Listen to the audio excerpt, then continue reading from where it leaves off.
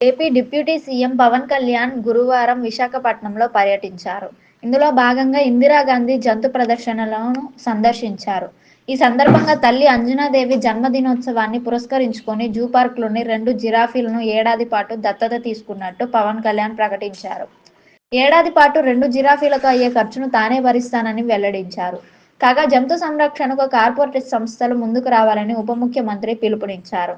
ఈ సందర్భంగా జూ పార్క్లోని నూతనంగా నిర్మించిన ఎలుగుబంట్ల ఎన్క్లోజర్ను పవన్ ప్రారంభించారు. అలాగే జూ పార్క్లోని నీటి ఏనుగులు, నల్ల ఎలుగుబంటులు, పులులు, సింహాల ఎన్క్లోజర్ల వద్దకు వెళ్లి వాటికి అందించే ఆహారం, వాటి పేర్లు తదితర వివరాలు జూ క్యూరేటర్ని అడిగి తెలుసుకున్నారు. ఏనుగులు, జిరాఫీల శాలలను పరిశీలించి వాటికి స్వయంగా ఆహారం అందించారు. ఇక కంబాలకొండ ఎకో పార్కులో నగర వనాన్ని ప్రారంభించిన ఉప ముఖ్యమంత్రి పార్క్లోని చెక్క వంతెనపై కనోపీ వాక్ చేశారు.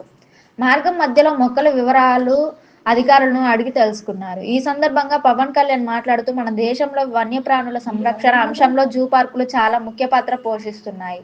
అంతరించిపోతున్న జీవజాతులను రక్షిస్తున్నాయి. ప్రశాంతమైన వాతావరణంలో సుమారు 650 ఎకరాల విస్తీర్ణంలో ఉన్న విశాఖ జూ పార్కులో వందలాది వన్యప్రాణులు, పక్షులు ఆహ్లాదకర వాతావరణం మధ్య జీవిస్తున్నాయి. వాటిని సంరక్షణ మనందరి బాధ్యత. జూ పార్కుల అభివృద్ధిలో కార్పొరేట్లు భాగస్వాములు కావాలి. తమకు నచ్చిన జంతువును ఎంచుకొని వాటి సంరక్షణ బాధ్యత తీసుకోవాలి. మా కుటుంబం మొత్తం జంతు ప్రేమికులం. జంతు సంరక్షణపై చాలా శ్రద్ధ పెడతాం అన్నారు.